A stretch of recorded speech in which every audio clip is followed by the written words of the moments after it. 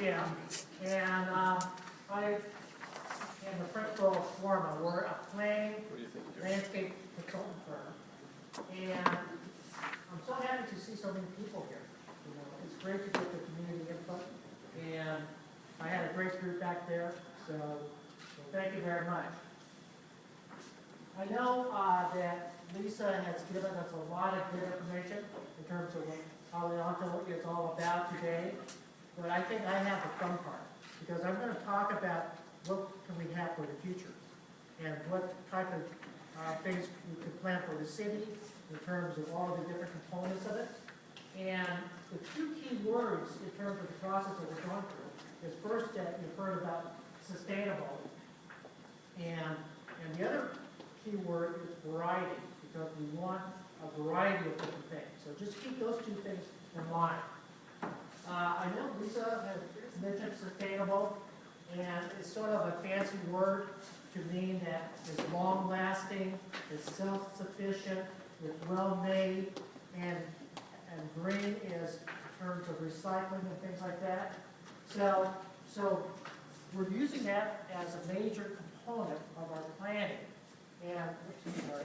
And what we talked about is it's well-made and long-lasting, but also in terms of reducing the use of oil, in terms of reducing the use of cars, saving energy, saving water, recycling.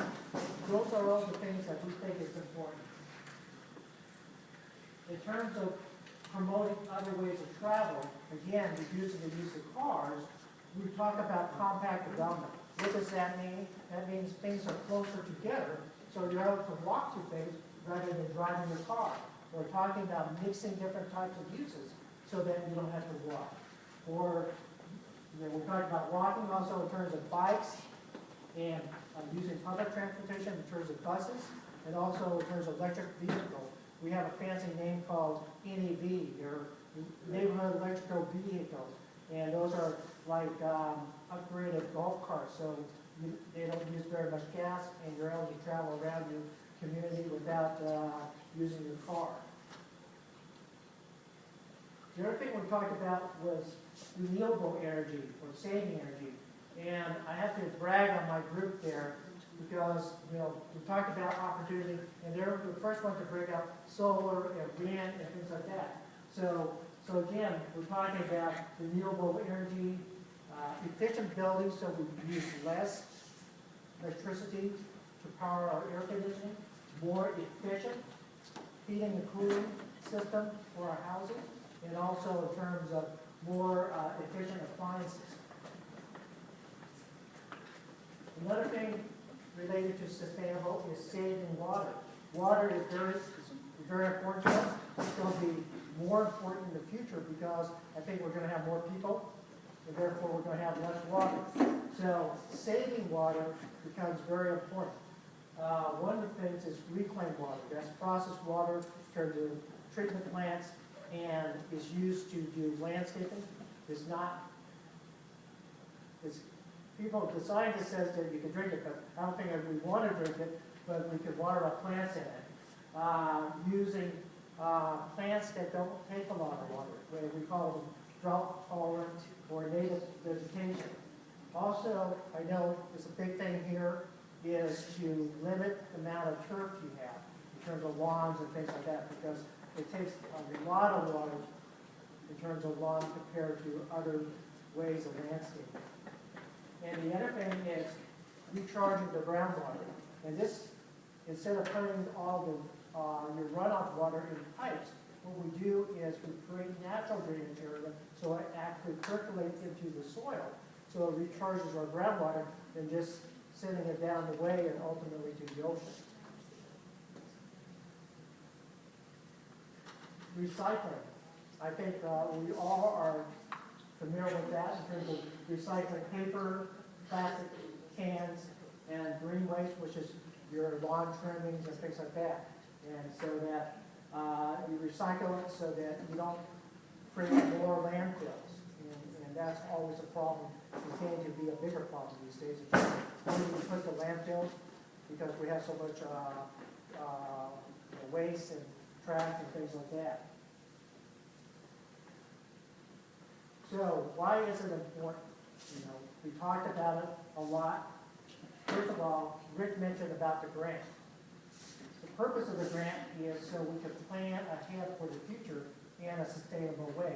So it's the focus of our grant for what we're supposed to do in terms of from a state standpoint. The other thing is the state of California has a lot of different requirements for things that we have to address from a sustainable greenhouse gases and things like that. So, if you do an EIR, you have to address that. So it's part of our state law, and which trickles down to our city, that we have to address that. The other thing we think as planner, it has planning benefits in terms of creating better community that's more compact, that you're able to walk, and you don't have to drive everywhere. It has environmental impact benefits, in terms of saving energy and water, and recharging the groundwater. And then we believe ultimately it has financial or fiscal benefits, both to the city and to the residents. So now we get into part, okay, what do we want? And part of your exercise is looking for opportunities. So this whole section is talking about opportunities in terms of what do we want for our communities. And obviously, we want different homes, and again, we're looking for a variety of homes. Not, and also schools, parks to support our homes, places to shop, places to work, open space, and also, the sustainable green process. So here comes the variety in terms of the different types of homes that we want. I know that, most of us live in a single-family home, but there are other types of homes in terms of attached homes, apartments, and things like that. So when we design a community, we want a variety of homes, not just one type of homes. So that's real key in terms of things that we're looking forward to in terms of planning in the future. To support the homes, we want schools. I know schools is probably one of the most important things to us to have children and kids growing up and things like that. And also parks, our civic buildings, we have the great city hall, and also the community buildings. And I think we talked a little bit about in terms of the target and things like that. We want a variety of places to shop. Right now, we don't have that. And we all talked about, well, we all know it needs more people here, more rooftop to attract the targets to build the stores. But we're looking at the future in terms of, 2035. That's a long time from here. So we're looking at, okay, given that, we're going to grow, we're going to get more people, we're going to need more places to shop. So we're going to have different types of shops in terms of neighborhood stores, community types of stores. We call them super stores, maybe as a Walmart or something like that. And also a town center in terms of having a mixture of residential and commercial and civic building all in one spot. And we're talking about variety in terms of places to work. We talk about in terms of business park and medical. We know we don't have any medical right now, but that's certainly an opportunity and need that we have, that we need for our community. More offices and industrial and distributing and manufacturing. And that's probably the most what we have right now as far as employment. So we want to expand and make it more variety in terms of that. And then it's very important to have open space. I know it's hard to think about open space because Adelanto is not very well developed, so you have a lot of land there. But you have to plan where the open space is. So when you do get development, you could have open space and it's dispersed with residential. So in terms of open space, obviously we need more parks. We'd like to get more trails so people can, do more walking and things like that. Also, we talk about corridors. The corridors that we talk about are the easement in terms of utility easement, like the power lines and things like that. So underneath them, has the ability to create parks or open space underneath that. Also, there's several major drainage facilities going through the city. I know one of the things that we talked about at our table is more drainage in terms of on the city streets. Right now, it's just sheet flow, crossing. If we make natural channels for it, it's going to help that situation in terms of less flooding on the streets and channel the water down these drainage corridor and open space corridors. So, how do we make it happen? We talk about what we would like and things like that. And so the process is that, Lisa talked about the baseline analysis in terms of understanding what's here, because it's going to create opportunities, also produce constraints in terms of what we can do.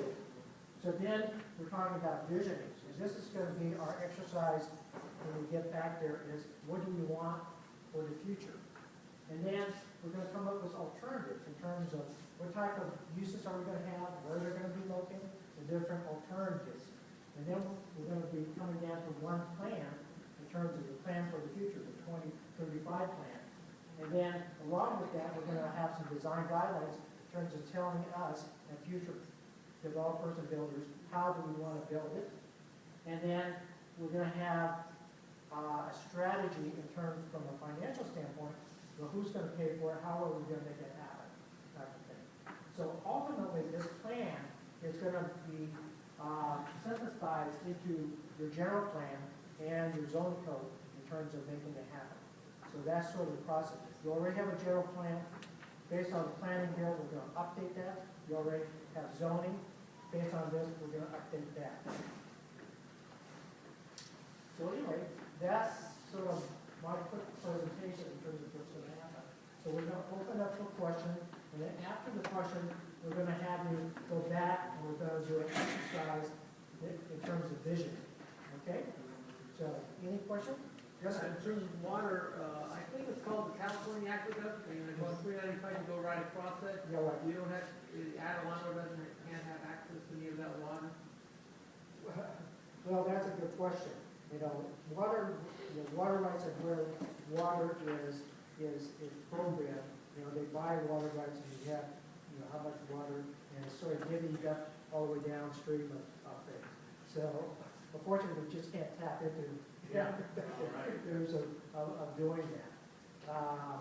Maybe Canada could talk a little bit about water in terms of the availability of water for Adelanto. Well, each of, we're all in different water basins, and they're what they call adjudicated. There's a safe yield that each area can take out of that before you pump them dry. So each one of these cities in the different basins of it have an adjudicated amount of water that they can safely pump out of the basin. And so that's what we're trying to do with this study, is to take that rainwater, instead of sending it down to Santa Ana, we're going to try and get the Mojave, put it back into the ground so we can pump it back out. So that's one of our main goals. Right, so we build up our own ground on the year, so we use less water. Okay, any other questions? Yes, sir. I see on the, maybe I missed it, on the list here, different technical report overview and safety is at the bottom there, but I haven't really seen any safety issues. I'm really concerned about traffic safety for pedestrians. Safety in terms of the technical, or it actually meant geology and things like that. So we did talk about safety, but it was, the chapter is called safety and technical, it was geology and hazmat. It wasn't talking about capital. That would have been in the transportation discussion. Well, let me assure you that with the traffic that Gene and Lisa are working on, will be a traffic model.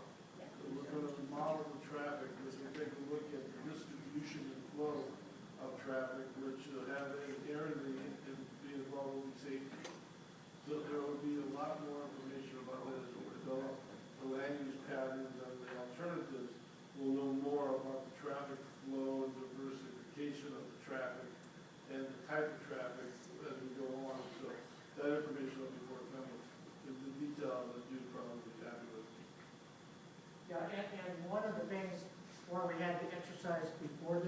we talked about opportunities and strength and potential issue area, is that at our table, one of the main things in terms of problems is, traffic lights, congestion in terms of narrow streets where it needs to be widened.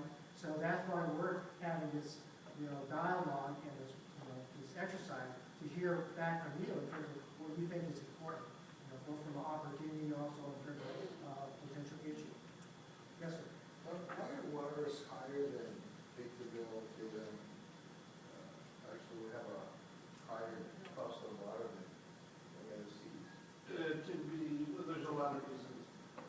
It's the vast, the reason that it is probably more expensive is that we have fewer ratepayers than other areas. So we have, the water still costs the same if you pump out of Victorville as it does here. But if you have fewer people, you got to pay the same cost, and the fewer people you have, it's a supply and demand type of thing.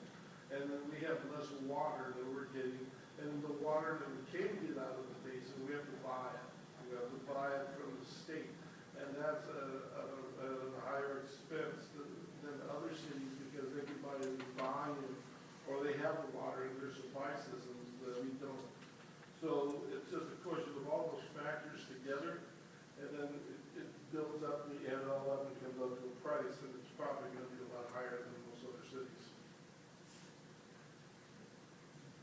Maybe for them to Okay. Okay, what we're going to do is have an exercise in terms of visioning. So what that means is that we have some pictures of all different types of things that go into your community. And we're going to have you vote what you'd like to see in your community. Now, there are 6 boards, and we want you to, there are 6 boards, and how we want you to vote is that we're going to give you an envelope with 10 $100 bills. So you have a total of $1,000 to spend in terms of your vote, in terms of what you would like.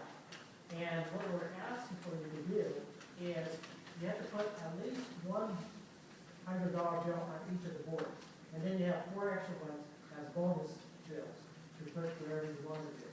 So please, your envelope has 10 bills in it, also has 10 stickers, so you can stick them on there. So just stick it on the picture or photograph that what you'd like to see in your community.